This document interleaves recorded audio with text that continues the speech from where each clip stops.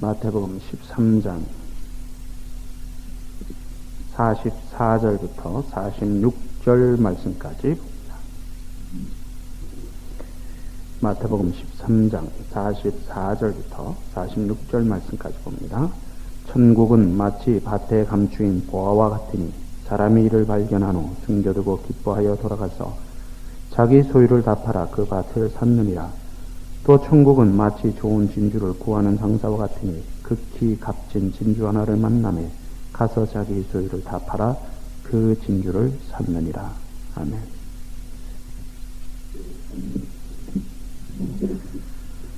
지금부터 120여 년 전에 선교를 위해서 미국의 그 북장로교회에서 파송되었던 언더우드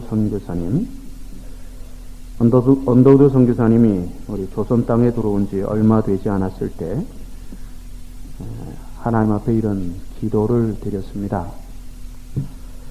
이 기도 속에서 120여 년 전 당시의 우리 조선의 모습이 얼마나 뒤떨어져 있었고 얼마나 참 어려운 그런 환경이었는지를 우리는 짐작해 볼 수가 있습니다. 오 주여, 지금은 아무것도 보이지 않습니다. 주님, 메마르고 가난한 땅, 나무 한 그루 시원하게 자라오르지 못하고 있는 땅에 저희들을 옮겨와 앉히셨습니다. 그 넓고 넓은 태평양을 어떻게 건너왔는지 그 사실이 기적일 뿐입니다. 주께서 붙잡아 뚝 떨어뜨려 놓은 듯한 이곳, 지금은 아무것도 보이지 않습니다. 보이는 것은 고집스럽게 얼룩진 어두움 뿐입니다. 어두움과 가난한 인습에 묶여있는 조선 사람들 뿐입니다. 그들은 왜 묶여있는지도 고통이라는 것도 모르고 있습니다. 고통인 줄 모르는 자에게 고통을 벗겨주겠다고 하면 조선 사람들은 의심하면서 화부터 냅니다. 조선 남자들이 속셈이 보이지 않습니다. 이 나라 왕실의 마음도 조선의 마음도 보이지 않습니다. 그리고 저희가 해야 할 일도 보이지 않습니다. 그러나 주님 순종하겠습니다. 겸손하게 순종할 때 주께서 일을 시작하실 것과 그 순종을 통해 우리들이 영적인 눈을 열어주실 것을 믿습니다. 믿음은 바라는 것들이 실상이요 보지 못하는 것들이 증거라고 하신 말씀을 따라 조선의 믿음을 볼 수 있게 될 것을 믿습니다. 지금은 조선 사람들이 우리를 서양 귀신이라고 손가락질하고 있지만 저희 영혼들이 우리 영혼과 하나인 것을 깨닫게 하시고 하늘나라의 같은 백성, 같은 자녀임을 알고 눈물로 기뻐할 날이 있음을 믿습니다. 학교도 없고 아무것도 없이 그저 경계와 의심과 멸시와 천대만이 가득한 것이지만 이 조선 땅이 멀지 않아 은혜의 땅이 될 것을 믿습니다. 주여, 오직 제 믿음을 지켜 주십시오. 120년 전에 우리 한국 선교를 위해서 한국에 도착했던 언더우드 선교사님이 한국에 도착한 얼마 후에 하나님께 드린 기도를 여러분 들으면서 마음에 무엇을 생각하셨습니까? 한 사람의 그 헌신된 복음에 대한 그 열정이 우리 한국 교회를 이루는 씨가 되었다는 걸 우리 꼭 기억해야 합니다. 계속 반복해서 하는 얘기입니다만은 선교의 중요함이 이런 데서 나온다는 걸 우리가 꼭 기억해야 합니다. 미국에서 좋은 대학을 졸업하고 선교사로 헌신하여 남미 에콰도르에 도착한 후 선교의 꿈도 피워오지 못하고 그 토인들이 손에 의해 순교당한 짐 엘리엇이라고 하는 청년이 있었습니다. 그가 선교사로 헌신하기 전에, 선교사로 떠나기 전에 이런 말을 남겼습니다. 어차피 영원히 붙들지 못할 것을 붙들려고 하는 것보다 더 어리석은 일이 어디 있겠는가. 그러나 영원히 붙들 수 있는 것을 붙들고 살아가는 것은 결코 낭비가 아니라고 생각한다 하는 말입니다. 다시 한번 읽습니다. 어차피 영원히 붙들지 못할 것을 붙들려고 하는 것보다 더 어리석은 일이 어디 있겠는가. 영원히 붙들 수 있는 것을 붙들고 살아가는 것은 결코 낭비가 아니라. 짐 엘리엇은 에콰도르에 도착해서 그가 목표했던 그 남미 그 인디언 중에서 제일 사납다고 소문이 난 이카타 부족에게 들어갔다가 성경의 꿈도 피워보지 못하고 그 토인들이 손에 순교당했지만 남편이 죽음의 소식을 들은 그 아내가 다시 그 부족을 위한 선교사로 떠납니다. 그런데 그 부인이 헌신에 의해서 그 이카타 부족에 교회가 세워졌다고 하는 놀라운 사실입니다. 자, 이외에도 얼마나 많은 사람들이 이런 삶을 살았습니까? 자, 그러면 무엇이 이들로 하여금 이러한 삶을 살게 하였다고 생각합니까? 바로 복음입니다. 바로 십자가입니다. 바로 예수 그리스도입니다. 영원한 천국에 대한 확실한 소망이 이 젊은이들로 하여금 바로 복음을 위해서 그의 모든 것을 드릴 수 있게 만들었다고 하는 사실입니다. 우리는 지금 성경에 나타난 예수님의 비유에 대해서 살펴보고 있습니다. 그 중에서 마태복음 13장을 천국의 장이라고 부르는데, 천국은 우리가 예수를 믿는 마지막 목표이며 동시에 최고의 소망임을 알아야 합니다. 지난주에는 알곡과 가라지의 비유를 살펴보았습니다. 이 세상 속에는 선의 역사와 악의 역사가 함께 확장되고 있다고 했습니다. 이 세상 속에 선의 역사와 악의 역사가 함께 있다고 하는 것은 우리가 이해할 수 있는 이야기지만, 교회 안에 이 알곡과 가라지가 있다고 하는 사실은 우리 모두의 가슴을 아프게 한다고 하는 사실입니다. 마지막 날에 하나님의 심판 기준에 의해서 영원히 갈라지게 된다고 말씀드렸습니다. 하나님의 뜻이라고 하는 것은 구원과 심판, 상급과 심판이라는 서로 다른 두 가지 주제에 의해서 이루어지는데, 구원과 심판은 하나님의 의무이며 동시에 하나님이 권리라고 하는 것, 하나님의 책임이라고 하는 것을 말씀을 드렸습니다. 그렇기 때문에 하나님은 마땅히 구원받을 자에게 상급을 주시고 심판받을 자에게 징계를 하셔야 된다고 하는 사실입니다.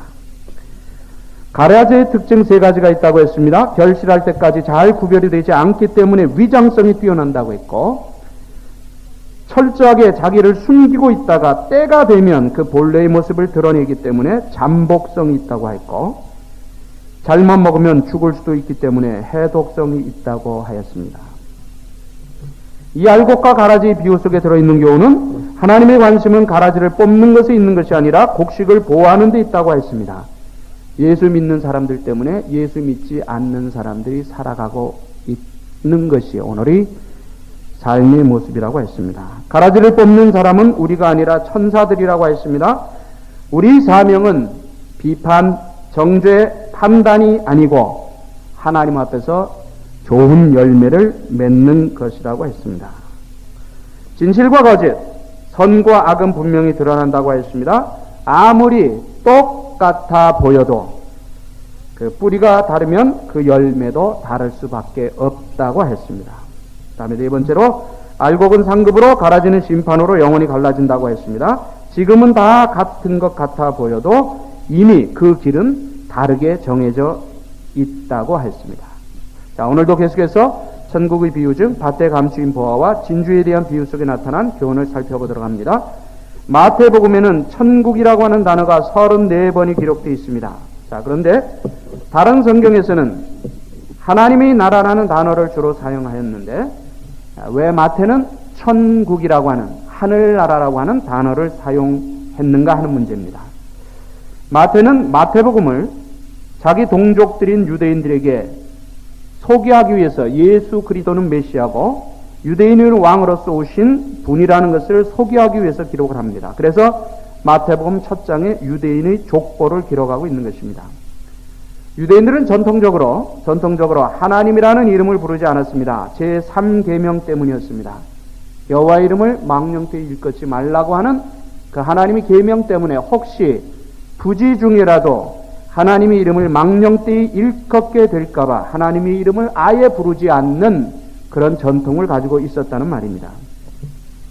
자, 그런데 다른 성경 기자들은 이방인들에게 예수 그리스도를 메시아, 구세주, 하나님의 아들로 소개하기 위해서 기록하였기 때문에 하나님의 나라라고 하는 단어를 사용하는데 전혀 부담이 없었다는 겁니다. 천국이라고 하는 말은 우리가 쉽게 이해하면 하늘나라라고 하는 말인데, 당시 이방 사람들에게는 하늘나라란 말보다는 하나님의 나라라고 소개하는 것이 더 정확한 표현이었다고 하는 겁니다. 그 이유는 이방 사람들이 생각하던 하늘나라와 이스라엘 사람들이 생각하던 하늘나라는 엄격한 차이가 있었기 때문입니다. 이방 사람들은 그 하늘나라 하면은 어떤 생각을 했는가 하면 신들이 살아가고 있는 장소인데, 그 신들은 인간 세계와 똑같이 결혼해서 자식 낳고 싸우고 질투하고 미워하고 징계하고 이런 것이 바로 이방 사람들이 가지고 있던 신관이었기 때문에 하늘나라, 천국 이렇게 소개하지 아니하고 하나님 나라라고 하는 특별한 단어를 사용했다고 하는 말입니다. 자, 오늘 본문에 보면은 두 가지 비유가 나옵니다. 두 가지 비유는 역시 천국을 주제로 하고 있습니다. 먼저 44절의 비유를 살펴봅니다. 44절의 배경을 살펴보는데, 어떤 사람이 밭을 갈다가 밭에서 일을 하다가 밭 속에 감추어져 있던 보물을 발견합니다. 아마 이 사람 자기 밭이 아니었던 것 같습니다. 그러니 집에 돌아와서 자기 소유를 다 팔아 그 밭을 샀다는 것입니다. 옛날에는 은행이 없었기 때문에 이 귀중품, 돈이라든지 귀중품들을 보관하기 위해서 주로 땅에 묻는 그런 전통들이 있었습니다. 게다가 이스라엘은 특별히 역사적으로 다른 나라의 침략을 많이 받았기 때문에 피난을 갈 때는 이 금, 은, 돈 같은 것을 가져갈 수 없었기에 자기만이 아는 장소의 땅 속에 감추어 놓고 갔습니다. 그런데 만약에 피난 갔다가 거기서 죽는다든지 돌아오지 못하게 되면 그 보물 단지가 그 땅 속에 그대로 묻혀있게 된다고 하는 겁니다. 자, 이러한 당시에 이스라엘의 역사 속에 나타난 이런 생활상이 오늘 본문의 배경이라고 하는 것입니다. 그런데 아마 다른 사람이 숨겨놓고 나갔다가 들어오지 못하는 바람에 오늘 본문에 이 사람이 그것을 발견했던 것 같습니다. 그런데 다른 사람이 그 땅에서 어떤 보화를 발견하면은 그 주인과 반씩 나누어야 된다는 유대인의 법이 있었습니다. 이 법을 알았던 이 사람은 반이 아니라 그 전부를 갖기 위해서 다시 숨겨놓고 돌아가서 자기 모든 재산을 다 팔아 이 땅을 샀다. 그래서 그 밭에 있는 보화를 자기가 송두리째 전부 가졌다 하는 말입니다. 45절에서 46절까지 진주의 비유도 같은 의미 내용입니다. 진주 장사가 진주를 구하다가 극히 좋은 진주를 발견했는데 아마도 너무나 좋은 진주였다고 생각했던 것처럼 자기 소유를 다 팔아 이 진주를 샀다 하는 내용입니다. 자, 우리는 여기서 이 두 가지 비유에서 공통적인 교훈 두 가지를 찾아낼 수가 있습니다. 이 두 가지 비유 속에 들어있는 공통적인 교훈 있는데, 첫째, 천국은 이 세상의 무엇보다도 우선적으로 해결해야 될 인간 행복의 근원이다 하는 거예요. 다시 말씀드립니다. 천국은 말씀드린 대로 우리가 예수 믿는 최고의 목표고 마지막 목표이며 최고의 소망이라고 했습니다. 그렇기 때문에 천국은 이 세상이 무엇보다도 우선적으로 해결해야 될 인간 행복의 근원이다 하는 말입니다. 다시 말하면 천국의 문제를 확실하게 해결하지 못한 사람은 아무리 노력을 해도 이 세상에서 절대로 행복한 삶을 누릴 수가 없다 하는 말입니다. 인간이 최고의 가치와 소망이 바로 이 천국에 있기 때문입니다. 그 다음에 두 번째 교훈입니다. 두 가지 비유 속에 들어있는 두 번째 공통적인 교훈은 천국은 인생과 행복의 일부가 아니라 인생과 행복 그 자체라고 하는 겁니다. 자, 다시 말하면 우리가 예수 믿는 것은 우리 생활의 한 부분이 아니라는 겁니다. 우리가 여러 가지 생활을 하는데 그 중에 한 부분, 우리가 비즈니스도 하고 뭐 가정 살림도 하고 뭐 누구를 하고 이것도 하고 저것도 하는 그런 것과 똑같은 하나의 파트라고 생각해서는 안 된다는 거죠. 모든 것이 전부가 바로 예수 믿는 일이에요. 신앙생활 한다는 것, 천국을 소유하는, 천국을 바라보고 천국을 위해서 산다고 하는 것은 우리 인생의 생활의 행복의 그 자체라고 하는 사실입니다. 여러분, 오늘날 항상 반복되는 얘기입니다만은 왜 많은 사람들이 신앙생활을 오래 하면서도 왜 신앙이 그런 변화가 안 됩니까? 신앙이 자라가지 않고 왜 10년, 20년, 30년 신앙생활 하는데도 왜 그 자리, 제자리 걸음을 한다고 생각합니까? 이런 부분들이 정리가 안 됐기 때문입니다. 신앙생활을 우리 생활의 한 부분으로 생각하는 그런 생각 속에서는 그 믿음이 절대 자라지 않는다는 거죠. 다시 말씀드립니다. 천국은, 신앙은, 예수 그리스도는 우리 생활의, 우리 삶의 한 부분이 아니라 우리 삶 자체라는 거예요.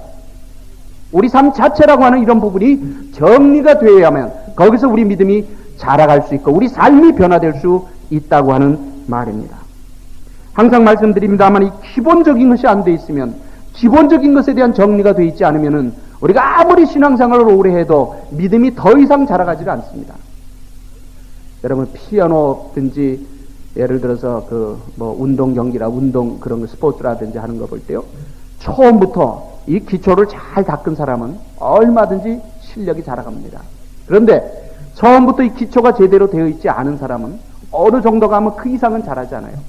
여러분, 저는 피아노를 좀 칩니다. 잘은 못 치지만 저는 제가 그 전에 그 학교 다닐 때 이게 너무 치고 싶어갖고 제가 혼자 배운 거예요. 누가 가르쳐주는 사람도 없이 제가 그냥 제일 쉬운 찬송가, 다장조, 아무것도 안 붙은 거 보고 그거 보면서 더듬더듬 해갖고 제가 배웠습니다. 근데 저는 이 피아노를 배우는데 이 기초적인 것을 하지 못했기 때문에 제가 더 이상 잘하지 않는다는 겁니다. 신앙도 여러분 똑같습니다. 왜 신앙생활을 10년, 20년, 30년 평생 신앙생활을 했다고 하는데도 왜 믿음이 신앙의 연륜만큼 자라가지 못합니까? 신앙의 이런 기초 부분이 되어 있지 않기 때문이에요. 이런 기초적인 부분이 제대로 정리가 되어 있지 않기 때문에 신앙생활의 연륜은 계속해서 늘어가는데 그 연륜만큼 믿음이 자라가지 못한다는 겁니다. 여러분, 교회 안에 그런 사람들 많이 있죠. 그렇기 때문에 신앙생활, 예수 그리스도, 복음은 우리 생활의 한 파트, 신앙생활 우리 생활의 한 파트가 아니에요. 이거 그 자체가 우리 생활이 되어야 된다는 겁니다. 우리 모든 다른 것들은 비즈니스를 한다든지 직장생활을 한다든지 하는 모든 것들은 바로 이 신앙생활이라는 것 위에 세워져야 된다고 하는 것이죠. 천국을 소유했느냐 소유하지 못했느냐에 따라 우리 삶의 내용과 가치가 완전히 달라진다고 하는 것이죠. 자, 이 두 가지 공통적인 전제를 교훈을 전제하고 오늘 본문의 내용으로 한번 살펴봅니다. 오늘 본문을 통해서 이 두 가지 뷰에서 첫 번째로 우리들이 찾을 수 있는 것이 바로 발견의 교훈입니다. 발견의 교훈입니다. 보화와 진주는 발견되었을 때 그 가치가 인정되었다는 것입니다. 자, 아무리 귀한 것이라고 하도 발견되지 아니하고 땅속에 묻혀있는 상태에서는 어느 누구도 그것의 가치를 인정할 수가 없다는 말입니다.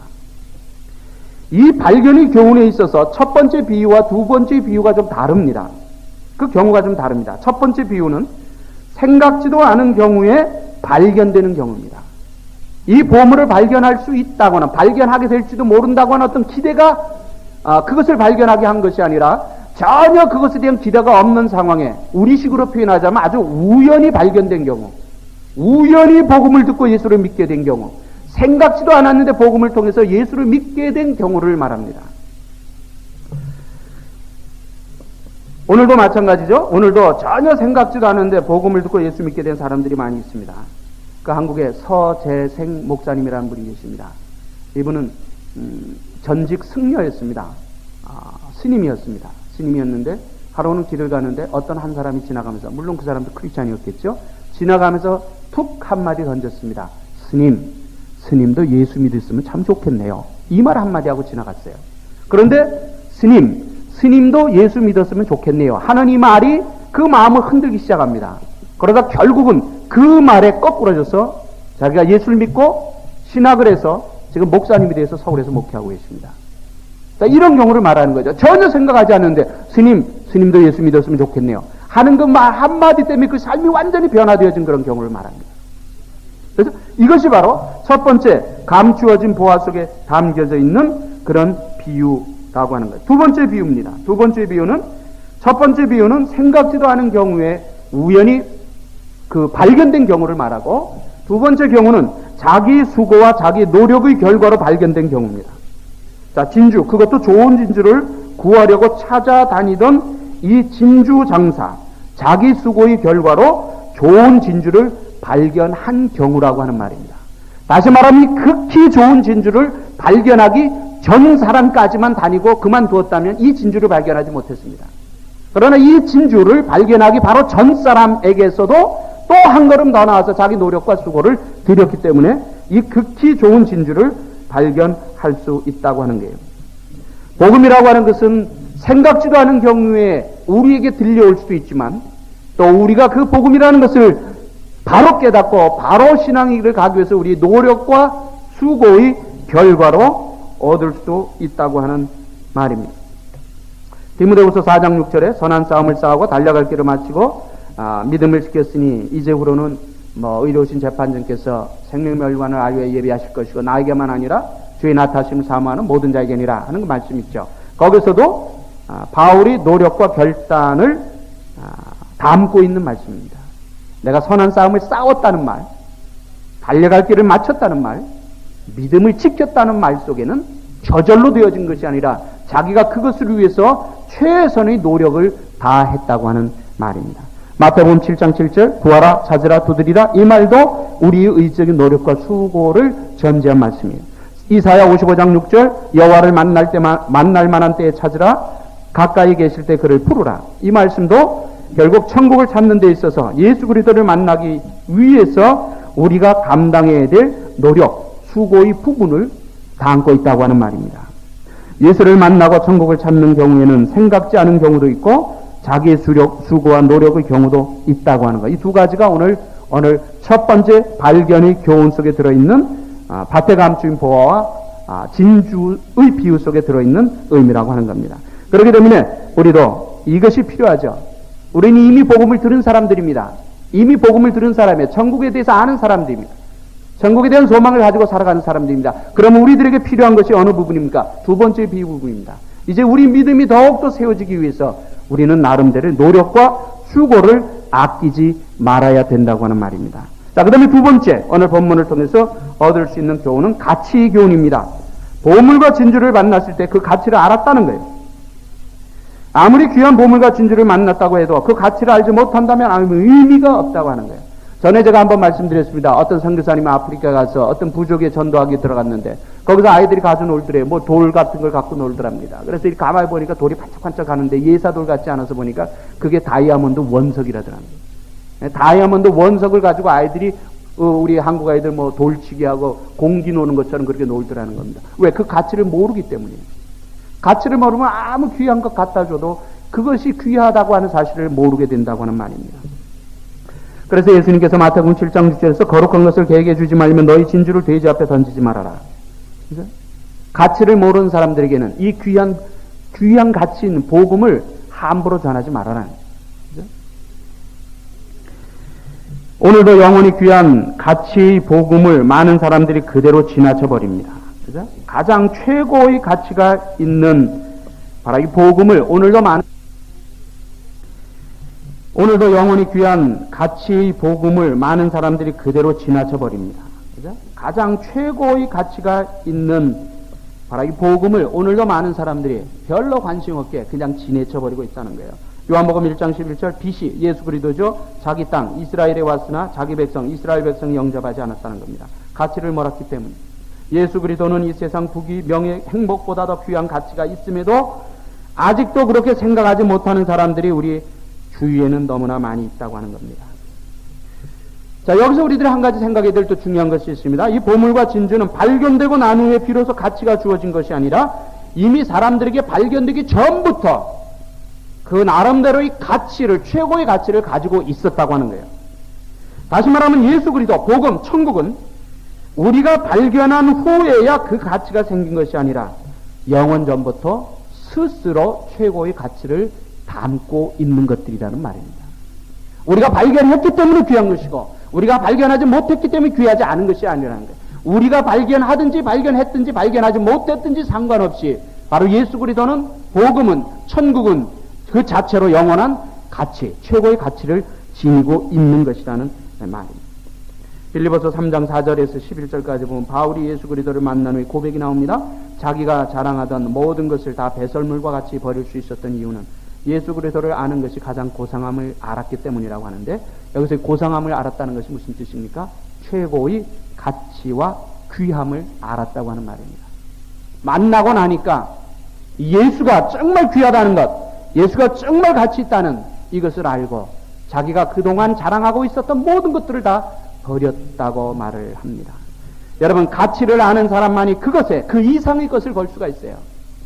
정말 예수가 귀하다고 하는 예수가 최고의 가치가 있다는 사실을 아는 사람만이 그 예수를 위해서 자기 모든 것, 그 이상의 것을 걸 수 있다는 겁니다.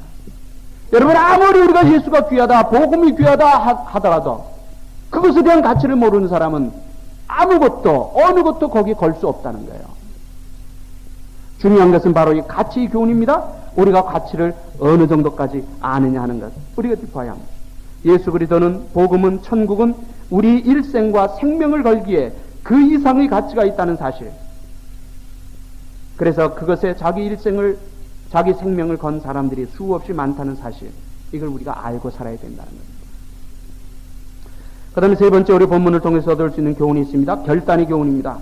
보물과 진주의 가치, 즉 천국의 가치를 알았기 때문에 자기 모든 소유를 다 파는 결단을 하였다는 거예요. 가치를 알았기 때문에 팔았다는 거예요. 자, 그것도 살까 말까, 내가 이걸 팔아서 이걸 살까 말까 하는 그런 망설임이, 그런 갈등이 없었다는 겁니다.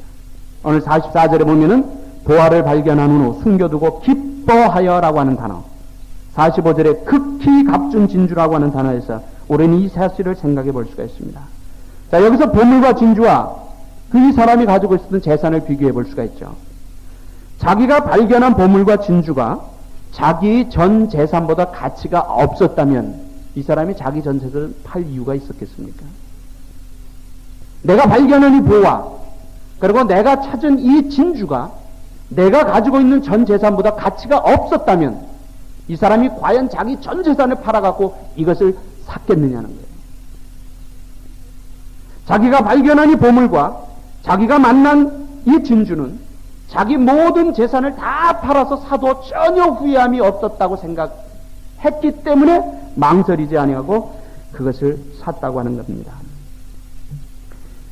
우리 중국에서 우리 현지 사역자로 수고해 주신 서 목사님, 저번에 그 8월 달에 중국 갔을 때 저보고 그런 말을 해요. 목사님, 지금도 친구들이 병원으로 자꾸 들어오라고 합니다. 여러분 아시는데 이분은 외과 의사였지 않습니까? 연변병원에서 일하던 분입니다. 근데 병원에서 일하는데 지금도 친구들이 자꾸 들어오라고. 지금도 중국은 이미 자본주의화 되어 가고 있기 때문에 중국도 의사 하면은 굉장히 수입이 좋습니다. 지금 자꾸 들어오다 그런다는 거예요. 그런데 이분이 들어갈까 말까 하는 망설임이 없다는 거예요. 그런 갈등이 없다는 거예요. 왜 없습니까? 절대가치와 상대가치를 알았기 때문이에요. 절대적인 것과 상대적인 것이 무엇인지 알았다는 거예요. 여러분, 갈등이라고 하는 것은 어떻게 생깁니까? 갈등이라고 하는 것은 서로 다른 두 가지가 내 마음속에 있을 때 하나를 포기해야 되는데 포기하기에는 아깝고 이런 상황일 때 갈등이 생깁니다. 예를 들어서 여러분들 다 아들이 있죠. 다 아들, 자녀들이 있습니다. 어떤 사람이 와갖고 내가 지금 아들이 없는데 당신한테 내 10만 불을 줄 테니까 당신 아들 내게 파시오. 이러면 그거 파는 사람 부모 있을까요? 네? 여러분 한번 생각해 보세요. 어떤 사람이 나는 자식이 없으니까 나한테 내 10만 불을 줄 테니까 당신 아들 하나 파시오. 그러면 아이 뭐 10만 불인데 10만 불이 얼마 큰 돈이야. 그러니까 아들 하나 팔고 또 하나 낳지 뭐. 이렇게 생각하는 사람이 있을까요? 왜? 가치 비교가 안 된다는 거예요. 적어도 그 사람에게 있어서, 우리에게 있어서 우리 아들은 이건 절대 가치예요. 10만 불은 상대 가치입니다. 10만 불 갖고 어떻게 이 아들을 팔 수가 있겠어요? 여러분, 이것을 우리가 조금 더 확장시켜 생각하면 됩니다. 예수 그리스도, 복음, 천국, 이것은 절대 가치예요. 이것이 정말 귀한 가치를 안다면 이 세상에 어떤 걸 줘도 우리가 안 바꾼다는 거예요. 여러분 그렇지 않습니까?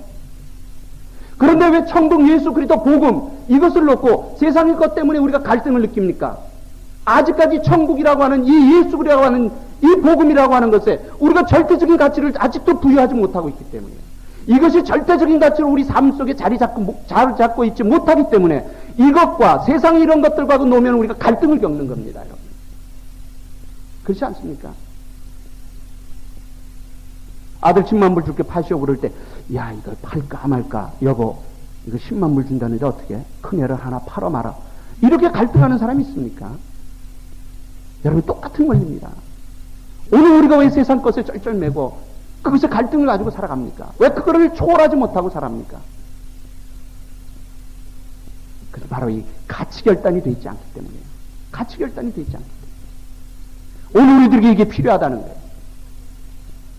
예수 그리스도와 복음과 천국이라고 하는 그 가치 앞에서는 어느 것도 그것과 비슷한 위치에 놓을 수 있는 가치가 있어서는 안 된다는 겁니다. 여러분, 이런 부분이 분명히 정리가 돼야지 믿음이 자라가는 겁니다.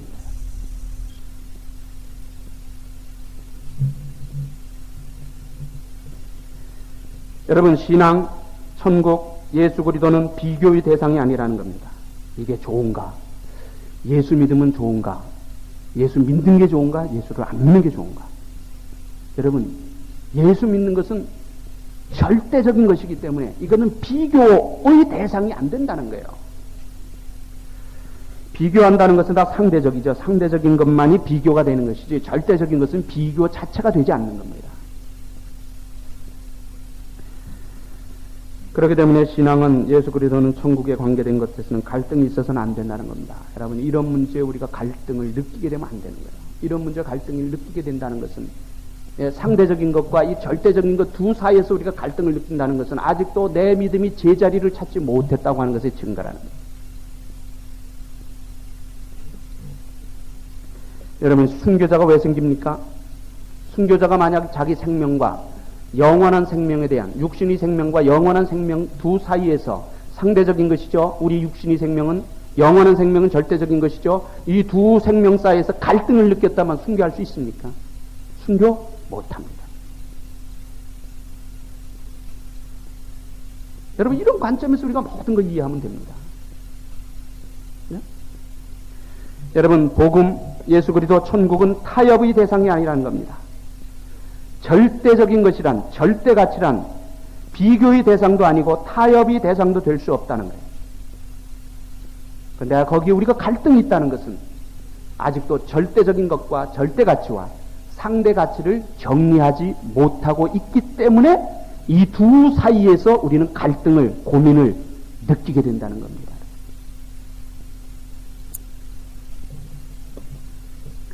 사람은 결단하는 것만큼 행복해질 수 있다는 말이 있습니다. 신앙도 마찬가지입니다. 신앙도 결단하는 것만큼 하나님의 은혜와 평강을 누릴 수 있다는 사실입니다. 우리 인간은 모두가 상대적인 존재들이죠. 상대적인 존재입니다. 그저 환경에 따라, 상대에 따라 모든 것들이 변합니다. 그래서 상대적인 존재라고 말하는 거예요. 하나님은 절대적인 분이라고 하죠. 왜 그렇습니까? 인간이 어떤 것에, 어떤 환경에 있어도 하나님은 변하지 않기 때문입니다. 이게 절대적이라는 말이에요. 그렇게 되면 우리 인간이 상대적이기 때문에 우리 인간의 모든 소유도 역시 상대적인 가치밖에 되지 않습니다. 그런데 이 상대적인 가치 때문에, 이 세상의 것 때문에 절대적인 것 앞에서, 절대 가치 앞에서 갈등을 느낀다면 이거 안 된다는 거예요. 이런 부분이 정리가 돼야 된다. 여러분, 순교는 아무나 하는 게 아닙니다. 순교의 상황에 들어가면 우리 순교할 수 있을 것 같습니까? 아니죠. 평소에 이런 것들이 훈련, 이런 것들이 정리, 이런 것들이 해결이 된 그런 상태에서 순교도 되는 것이죠. 헌신은 마음만 먹는다고 해서 됩니까? 안 됩니다. 헌신은 하나님 내가 헌신하겠습니다. 이래 갖고 헌신이 되는 게 아니에요. 평소에 이런 부분들이 정리가 되고 해결되고 이렇게 된 그런 상태에서 헌신도 되는 거고 거기서 순교도 되는 것입니다. 여러분, 제가 뒤에 있을 때마다 이 신앙의 그 ABC, 가장 기초적인 것, 이런 부분을 제가 자꾸 말씀드리는 이유도 그겁니다. 자꾸 말씀드리는 이유예요. 아까 말씀드린 대로 이 신앙의 기본적인 부분이 잘 정리가 되어야만 거기서 믿음이 잘 자라가는데 이 부분들이 정리가 안 되니까 이게 가다가 어느 정도 선에서는 더 이상 자라지 못하는 거예요.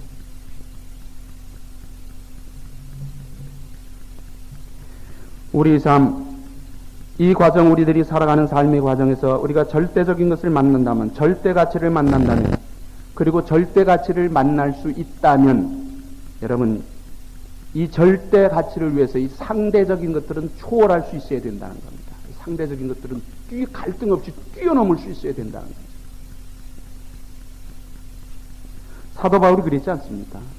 사도 바울이 정말 예수를 만난 다음에 예수를 위해서 자기가 그토록 자랑하던, 남들이 자랑할 것이 있느냐?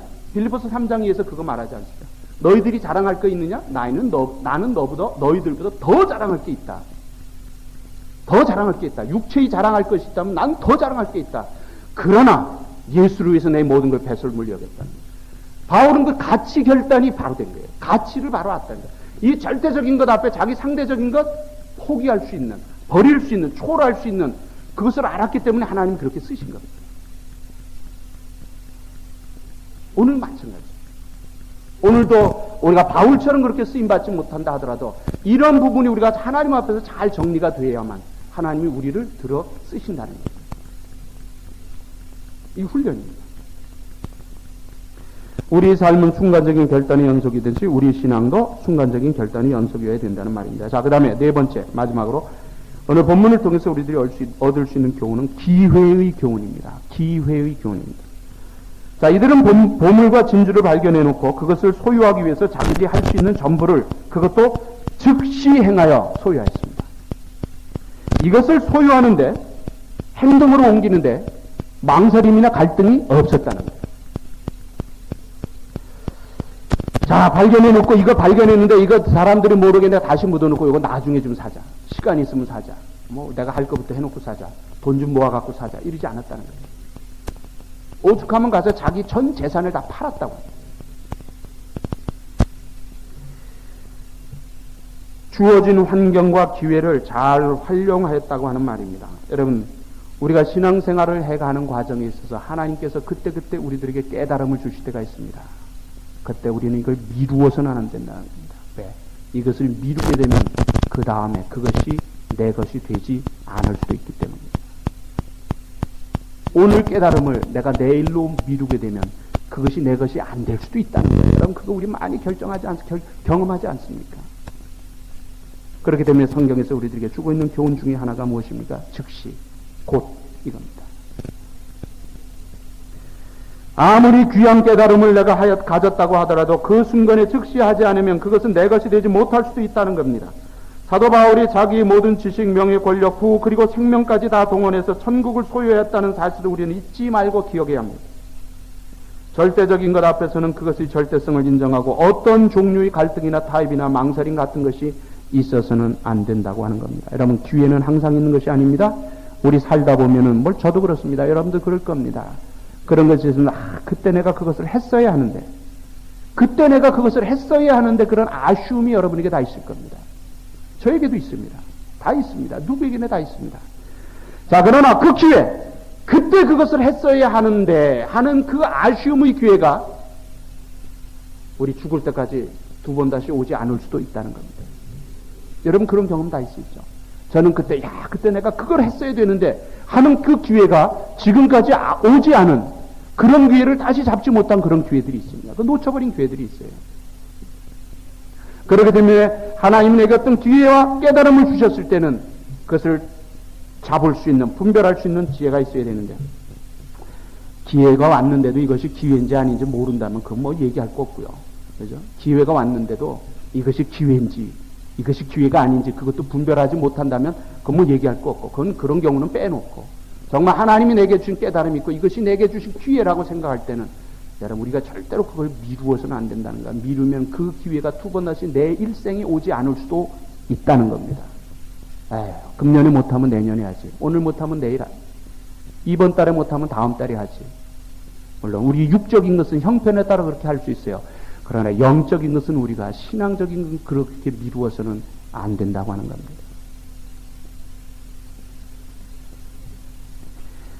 여러분, 해야 하는데 때를 분별할 수 있는 지혜가 우리들에게 필요하고요. 형편을 분별할 수 있는 지혜가 우리들에게 필요합니다. 때를 분별할 수 있는 지혜가 우리들에게 필요하고요. 형편과 환경을 분별할 수 있는 지혜가 우리들에게 필요합니다. 해야 하는데 나중에 하지 이러다가 시간과 일생을 보낸다면 여러분, 이게 얼마나 아깝습니까? 아까운 정도가 아니라 이게 얼마나 억울합니까? 그렇지 않습니까, 여러분? 해야 되는데 이러면서 나중에 하지 이러면서 우리가 하루하루를 보내다가 결국 그걸 못하게 된다면 여러분, 이것은 아깝다는 표현이 안 돼요. 이것은 억울한 겁니다. 우리가 그렇게 해서 살아서 안 되는 거예요. 어차피 한 번밖에 살 수 없는 인생인데 우리가 미룰 것은 미루지만 미뤄서는 안 될 것은 우리가 미루어서는 안 된다고 하는 겁니다. 여러분, 건강할 때 봉사하십시오. 정신 있을 때 성경 많이 보십시오. 열정이 있을 때 기도하십시오. 기회가 있을 때 전도하십시오. 돈 있을 때 선교하십시오. 깨달음이 있을 때 결단하십시오. 건강할 때 봉사하십시오. 정신이 있을 때 성경 많이 보십시오. 열정이 있을 때 기도하십시오. 기회가 있을 때 전도하십시오. 돈이 있을 때 선교하십시오. 깨달음이 있을 때 결단하십시오. 우리가 이 기회를 놓치면 두 번 다시 이 기회가 우리에게 오지 않을 수도 있기 때문입니다. 기회를 잘 잡고 잡은 기회를 잘 사용하는 그런 지혜가 정말로 귀한 지혜임을 우리는 기억해야 합니다. 오늘 보물과 진주의 비유는 천국은 이 세상에 무엇보다도 우선해야 하는 복의 근원임을 우리가 보아야 하고, 천국은 일생의 일부가 아니라 일생 행복의 그 자체라고 하는 것, 우리들이 다시 한번 정리를 해야 합니다. 오늘 예수님이 가르쳐 주신 비유 속에는 발견의 교훈이 있음을 보아야 합니다. 천국의 발견에는 생각지 않게 발견되는 경우가 있고 자기의 노력, 수고로 발견되는 경우가 있습니다. 그래서 우리는 항상 전하고 항상 노력해야 된다고 하는 말입니다. 사람들에게 발견되기 전에도 보물과 진주는 구했듯이 많은 사람들이 아직 천국을 발견하지 못했다고 해도 천국은 그 자체가 영원 전부터 영원 후까지 최고의 가치와 귀함이 있는 우리들이 복이라고 하는 말입니다. 그 다음에 두 번째 가치의 교훈이라고 했습니다. 천국은 우리의 모든 것, 일생 생명까지 바칠 만한 충분한 가치가 있는 것임을 알아야 합니다. 그 다음에 결단의 교훈이 있다고 했습니다. 천국은 비교의 대상도 아니고 타협의 대상도 더욱 아닙니다. 그 다음에 기회의 교훈이 있다고 했습니다. 기회는 항상 있는 것이 아닙니다. 기회가 있을 때 우리는 기회를 잘 사용할 수 있는 지혜로운 삶을 살아야 합니다. 천국을 발견, 소유함으로 인한 기쁨과 평강을 그리고 소망을 날마다 누리며 살아가는 귀한 삶이 되시기를 주의 이름으로 축원합니다. 기도드리겠습니다. 하나님 은혜와 사랑을 감사합니다. 오늘도 주님 앞에 저희들을 불러주시고 우리 주님께서 저희들에게 주신 감추인 보화와 좋은 진주의 비유를 통해서 하나님 교훈을 주시니 감사합니다. 하나님 이 교훈을 우리들의 마음속에 생각하게 하시고 하나님 이제 저희들에게 말씀을 통해 깨달음을 주셨다면 하나님 그 깨달음을 미루지 아니하고 오늘 우리 삶 속에 적용할 수 있는 그 말씀대로 살아갈 수 있는 주의 복된 백성들 다 되게 하시고 그것으로 인하여 우리 믿음의 하나님을 향하여 자라가게 하시고 하나님 이것을 통해서 하나님 예비하신 하늘의 평강과 은혜와 기쁨, 소망이 우리 삶 속에 넘칠 수 있게 하여 주시옵소서. 믿사옵고 예수님의 귀하신 이름으로 기도드리옵나이다. 아멘.